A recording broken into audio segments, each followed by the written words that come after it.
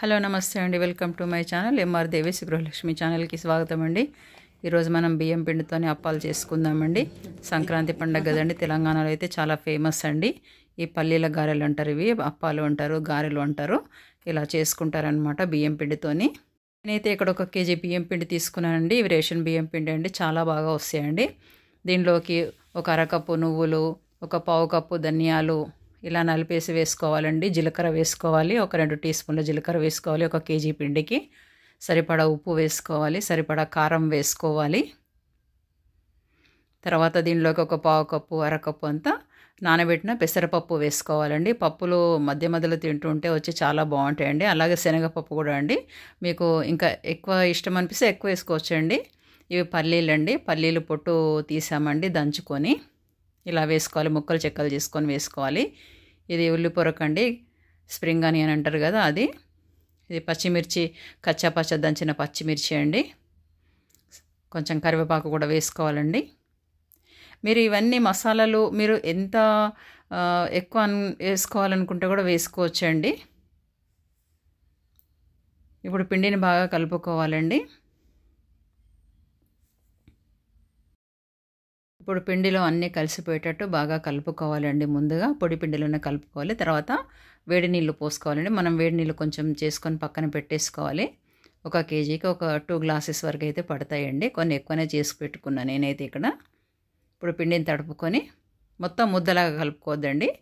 కొంచెం కొంచెం ఇట్లా పొడి పొడిగా కలుపుకుంటే మనం అవసరం ఉన్నప్పుడు కొంచెం నీళ్లు పోసుకొని మెత్తగా పిసుక్కొని చిన్న చిన్న ఉండల్లాగా చేసుకోవడానికి వీలవుతుంది. మొత్తం ఒకటేసారి నీళ్లు పోసి కలిపినామనుకోండి, ఆయిల్ అనేది ఎక్కువ గుంజుతుంది అన్నమాట అప్పాలకి.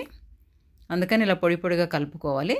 మనకి ఎంత అవసరం పిండి ఉంటుందో అప్పుడు అప్పాలు చేసుకున్న తర్వాత మళ్ళీ కలుపుకోవాలి. అట్లా పక్కన పెట్టేసుకోవాలి కొంచెము. చూడండి అలా. ఇలా మళ్ళీ కొన్ని నీళ్లు పోసుకొని కొంచెం మెత్తగా కలుపుకొని ఒక ముద్దలాగా అలా పక్కన తీసి పెట్టుకొని అది చేసుకున్న తర్వాత మళ్ళీ వేరే చేసుకోవాలండి. ఇవి చాలా అంటే చాలా రుచిగా ఉంటాయండి, టేస్టీగా ఉంటాయి. తెలంగాణలో అయితే అసలు అందరూ చేసుకుంటారు. సంక్రాంతి పండుగ అంటేనే ఇవి అరిసెలు, సకినాలు అలా చేసుకుంటారనమాట.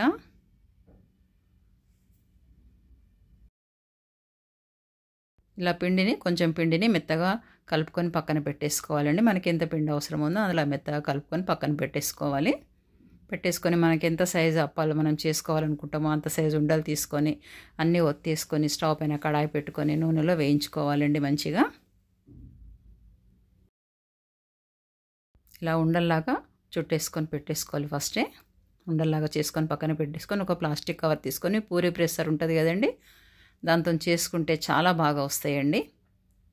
సన్నగా అంటే సన్నగా చేసుకోవచ్చు, మీరు లావుగా అంటే దొడ్డుగా కూడా చేసుకోవచ్చు. దొడ్డుగా చేస్తే ఏమేదంటే కాలదండి, సన్నగా చేస్తేనే చక్కగా కరకరలాడుతూ మంచిగా వస్తాయి అన్నమాట. ఇప్పుడు నూనెలో వేయించుకోవాలండి.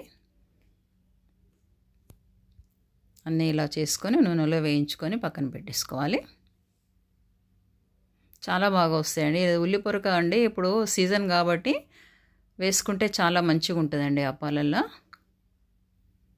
చూడండి ఇలా కొంచెం అట్లా మంచి గోల్డెన్ కలర్ వచ్చిన తర్వాత చూసుకోవాలండి. మనకి చూసుకుంటే కరకరలాడుతూ వచ్చేట్టుగా చూసుకోవాలన్నమాట. చాలా బాగా వచ్చినాయండి, ఈ కలర్ రావాలి చూడండి. ఇలా చుంచితే చూడండి ఎంత బాగా వస్తుందో, కరకరలాడుతూ ఇలా రావాలన్నమాట. మనం తింటుంటే కూడా టేస్ట్ అనేది చాలా బాగా వస్తుందండి.